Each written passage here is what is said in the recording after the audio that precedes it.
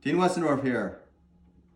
Today I wanted to share a story with you that I actually share in my book. It's a personal story from when I was a small child.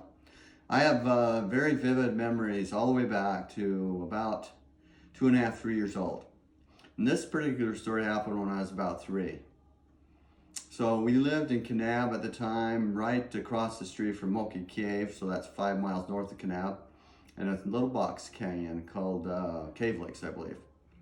And so this particular day, my brother and I was out on this little dirt road that kind of led up to our little trailer house that we lived in. And we found a little rattlesnake. It was a sidewinder rattlesnake. It wasn't very big. It was probably about that big.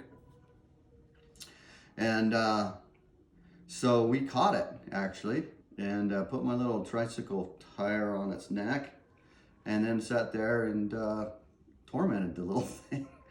Now, I don't know if torment's the right word, but we kept trying to poke it with a stick to see if it would bite the stick. Because, well, I guess we were curious boys.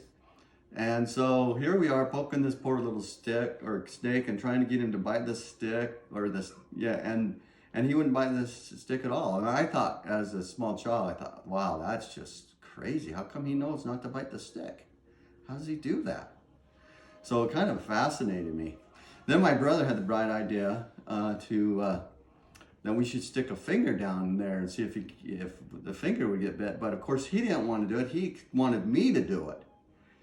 And as older brothers do, they try to convince their younger siblings to do things that maybe aren't so healthy and good for them. So, but even at that small age, at 3 years old, I knew that was a bad idea. How did I know that? How did I know that that was a bad idea? Well, it's this little thing called a conscience. And I listened to my conscience that day. My brother, after trying and all his manipulation tactics, could not get me to put my finger down there. So he says, well, if you're not going to do it, I'm going to try. So he puts his finger down there. And I'm sure you can guess what happened next. So after a minute, he decided, well, we better go up and get mom and dad and tell them that we caught this snake. So I'll never forget this vivid memory I have after my brother goes up to the trailer house to get them. My dad's running down the road, my brother's running down the road, and my mother's running down the road. And the funniest thing that I ever saw is she's got a newspaper open and she's reading something in the newspaper. I guess it's so important she didn't want to lose her place. I thought that was so hilarious. Anyway, I digress. So we get down there, dad takes care of the snake. We're walking back to the trailer and my brother says to my dad, oh, yeah, I forgot to tell you, the snake bit me. Well, rushed to the hospital, a whole bunch of nonsense there. But so I wanted to talk about this concept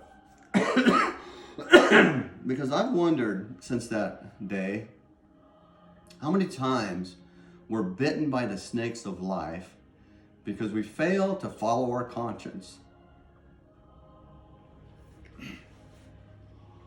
Thought about this often. Now, I wonder how much we could eliminate those snake bites from Satan if we could just listen to our conscience a little bit better. The prophet Moroni tells us that we can know with a perfect knowledge.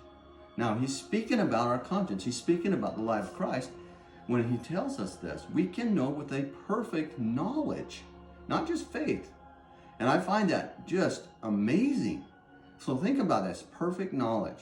So what do we have to do so that we can help ourselves to have a little bit smoother ride in the world, and a little bit smoother path?